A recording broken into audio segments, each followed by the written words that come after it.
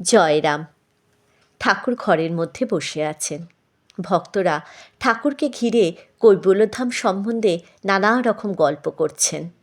একজন বললেন, কৈবল্যধামে কোনো ঝর্ণা নাই। ইহা শুনিয়া ঠাকুর একটি সুন্দর গল্প বললেন। এক মহাপুরুষ তাহার শিষ্যদের নিয়ে ঘুরতে ঘুরতে একটি পাহাড়ের ওপর বিশ্রাম করছিলেন। শিষ্যগণ জল পিপাসায় কাতর হয়ে চতুর্দিকে জলের সন্ধান করছিলেন। কোথাও জলের সন্ধান না পেয়ে পিপাসার্ত হয়ে শিষ্যগণ গুরুদেবকে জানালেন যে তাহারা পিপাসায় কাতর, কিন্তু জল পাওয়া যাচ্ছে না।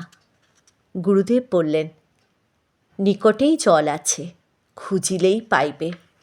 শিষ্যগণ আবার জলের সন্ধান করে বিফল হলেন এবং পুনরায় তাহারা গুরুদেবকে এই সংবাদ জানান, কিন্তু গুরুদেব কোনো কথাই বললেন না। কোনো উপায় না দেখে শিষ্যগণ হতাশ মনে গুরুদেবের পাশেই বসে পড়লেন। তাহারা যে স্থানে বসেছিলেন মনে হলো যেন তাহারই নিচে কুলকুল ধ্বনিতে জল চলাচলের শব্দ হচ্ছে।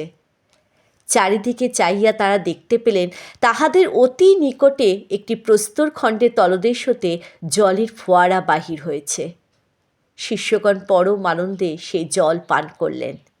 এই গল্প শোনার পরেও কেহই বুঝতে পারেননি কৈবল্যধামে ওই রকম একটি ঝর্ণার উৎস বের হবে। কিছুদিন পরে কৈবল্যধাম হতে সংবাদ আসে, কৈবল্যধামে পাহাড় হতে একটি ঝর্ণা বাহির হয়েছে। ঠাকুর ঝর্ণাটিকে কামশ্রী কুণ্ড নামে অভিহিত করেছেন। জয় রাম, জয় গোবিন্দ।